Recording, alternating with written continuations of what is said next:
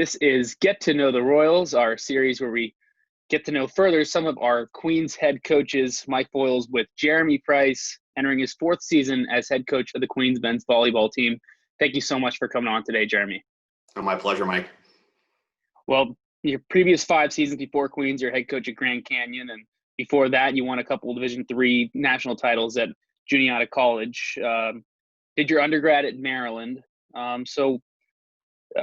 What was your first sport growing up? Was volleyball always, your primary sport that you were interested in?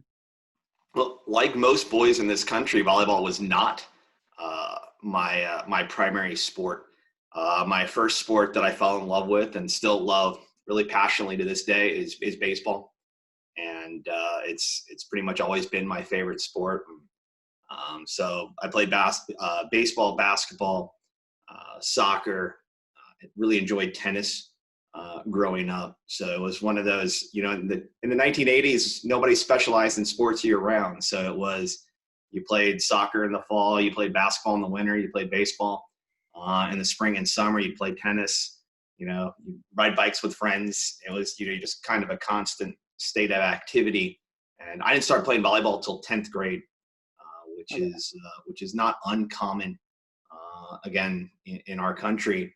And I'm kind of glad, it worked out that way. I didn't get burnt out on the sport. I run into some athletes in other sports. It's one of the things I like coaching about men's volleyball is our athletes are excited to play. They haven't been playing since they were 8 years old. Right. No, that's awesome. Yeah, and it feels like a growing sport, men's volleyball particularly. So when did you start taking an interest in coaching? I know you got your master's in education with a focus on athletic administration. I don't know if that's what sort of started it, but when did you kind of start thinking that a career in athletics and a career in coaching or whatever you were thinking? When did that start to come to mind? It actually started my senior year of college. I went to the University of Maryland. I was a history and government double major. I did 3 internships on Capitol Hill. And in fact, fun fact, Billy Boykin and I were actually interns on Capitol Hill at the same time. Didn't know each other, discovered that fact when I got to Queens. I'm talking about Queens tennis coach, Billy Boykin. And so it's a little unique fact. But in the mid-90s, we were interns on the Hill.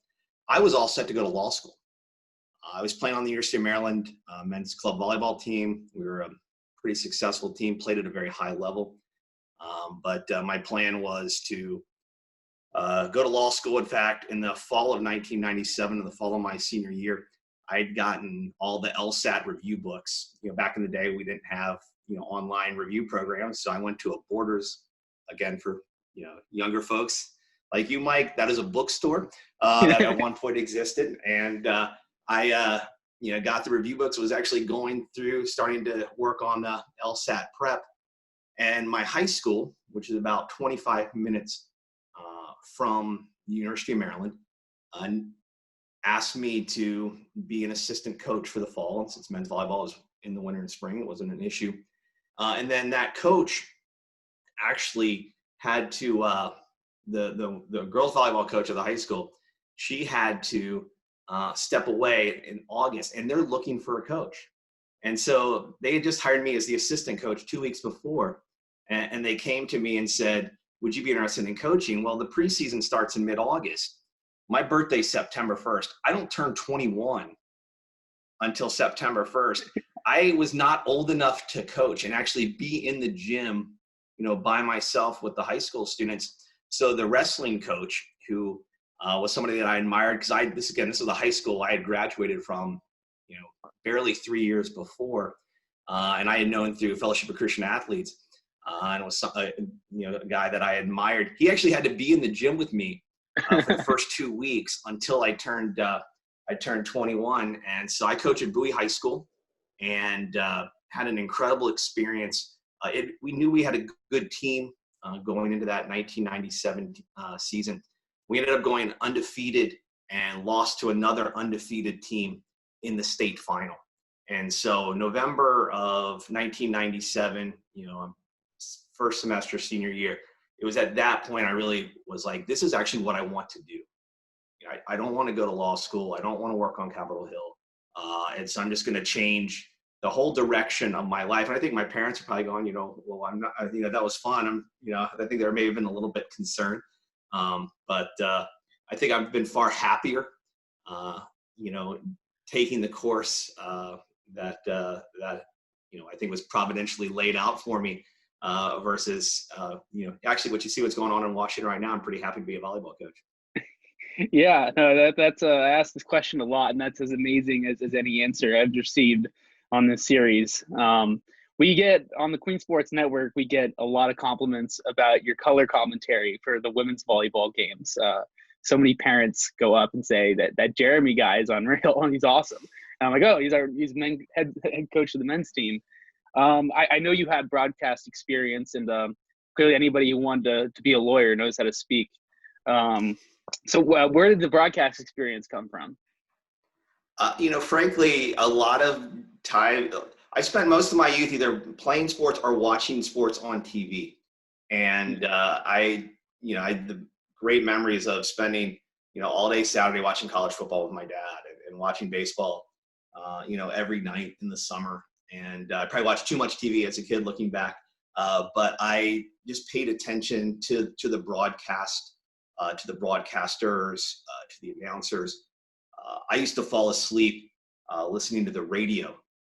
And I used to love when the Orioles were on the West Coast because games would start at 10 o'clock at night. And I would fall asleep listening to John Miller call baseball games. And so I still like driving at night if I'm recruiting or something and listening to AM radio and finding a game. I used to be able to pick up KMOX out of St. Louis and listen to Joe Buck Sr. And it was just so I've just always loved, sports, the broadcast, the announcing side of it. And even today, my son, will watch sports and we'll try to say what the announcers are going to say before they even say it. No, you and I both grew up listening to John Miller on the radio. He does the Giants. True. Northern California guy after he moved from the Orioles to the Giants. Yep. The season starts January 15th for Queens men's volleyball.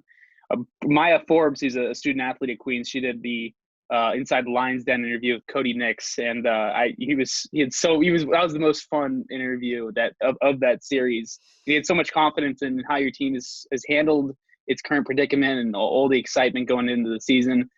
I know this last year was cut short due to COVID-19, but how excited are you to get the new season back on track? Well, I think anytime you're denied the opportunity to do something you're passionate about, and for us, it's been 10 and a half months, and so we're finally back into the gym this week, and I think our team is incredibly excited just to have the opportunity to compete again. And so, I think we're in a good position. The first 2 weeks of our schedule are incredibly rigorous, especially not having a fall training block. But I am confident, and I believe that by the middle of February, the fall would it have been useful? Absolutely. I'm looking forward to it next year, and I think it'll make a huge difference. But I think by the time we get to middle of February, beginning of March, we will probably have caught up to the teams that had a fall. And the reality is the matches that matter most happen in late March and April. And we have an opportunity to host the IVA, which is the Independent Volleyball Association tournament in Levine Center. It's a great opportunity for this first class of guys that are graduating. We were supposed to host last year. They pushed it back for us to host this year. So, our goal is to compete and really hard and put ourselves in a position to potentially win a championship on our home court, which would, I think, be a fitting end to the guys that came into this program 4 years ago. But we also know it's going to be really challenging. There's a lot of good teams. The independents in men's volleyball have elevated the level of play, and we play at a really high level. All 6 teams in that tournament are going to be really, really competitive. Yeah, absolutely. Thank you so much. This has been Jeremy Price, head coach of the Queens men's volleyball team. Thank you so much for making yourself available and for doing this with me today. Oh, no problem, Mike. Happy New Year. Yep, you as well.